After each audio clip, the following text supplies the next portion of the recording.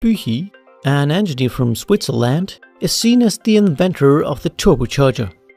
At the time of its invention, and today, the turbo's purpose is to take advantage of the exhaust gas produced by the engine. Today, small airplanes and light aircraft are equipped with a turbo to remedy the problem of low air pressure in higher altitudes. Ships and boats also use turbocharged engines, just like most diesel engines of course do. In a standard 4-stroke diesel engine, air is forced into the cylinder by atmospheric pressure. This is the reason why this kind of engine is known as a naturally aspirated engine. At times of high RPM, for example on the highway, the atmospheric pressure will not push enough air into the cylinder. Consequently, the engine cannot run efficiently. Here, the turbocharger comes into play. A standard turbo, as it is used in boats, airplanes and cars, is composed of a shaft with a turbine wheel on one end and a compressor wheel on the other end. The turbine wheel and the compressor wheel may look the same and are covered by a housing. The exhaust gas produced by the engine enters the turbine housing through the inlet port. At that point, thermal energy is converted into kinetic energy because of the constriction in the turbine.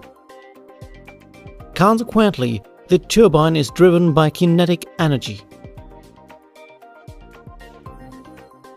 As the turbine wheel and the compressor wheel share the same shaft, the compressor wheel spins at the same speed as the turbine wheel.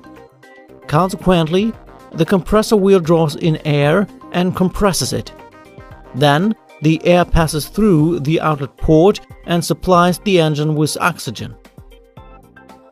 Let's have a look at the turbo and other components to have a better idea of the principle at work.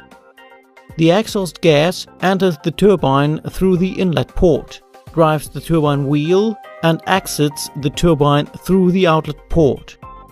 Hereby, the compressor wheel draws in air, compresses the air and pushes it to the engine.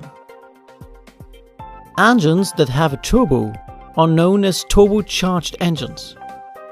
A turbo only works efficiently if other components are part of the entire system. We need, for example, an intercooler because the air heats up when it's compressed.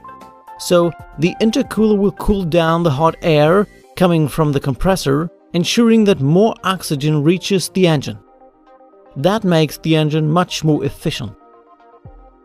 Furthermore, a valve, which is also known as a wastegate, is used to divert exhaust gas away from the turbine when too much exhaust gas is produced by the engine. So it limits the rotational speed of the turbine wheel and consequently the compressor wheel so that the turbocharger won't be damaged.